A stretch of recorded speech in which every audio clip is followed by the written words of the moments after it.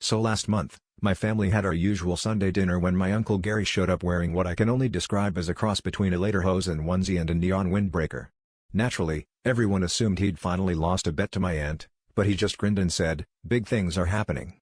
I'm bringing competitive yodeling to the family name."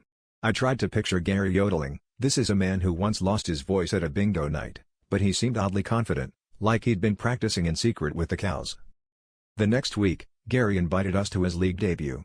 The Yodeling League, it turns out, is a real thing, but it meets in the back room of a bowling alley, sandwiched between a taxidermy club and competitive origami.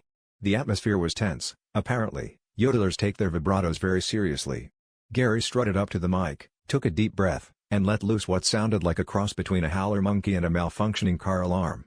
The room went silent, except for the judge who quietly moved a glass of water out of splash range. Determined, Gary went for round 2. This time, his voice cracked so badly mid-yodel that the bartender ducked behind the counter, a baby started crying, and a guy in the back yelled, "Is that a mating call or are you summoning help?" Gary tried to play it cool, but his face was redder than his suspenders. He told us that the altitude was messing with his vocal instrument, which was odd because we were only 5 feet above sea level and the only alpine thing in the room was the mural of Switzerland behind the bar. After another attempt that ended with Gary accidentally hitting a note only dogs could hear, the judges conferred and politely told him he might be more suited for the expressive yodeling category, also known as the one where nobody actually cares what you sound like. As we left, Gary shrugged and said, "Guess I'll never be a yodeling champion, but at least now I know what it's like to crack under alpine pressure."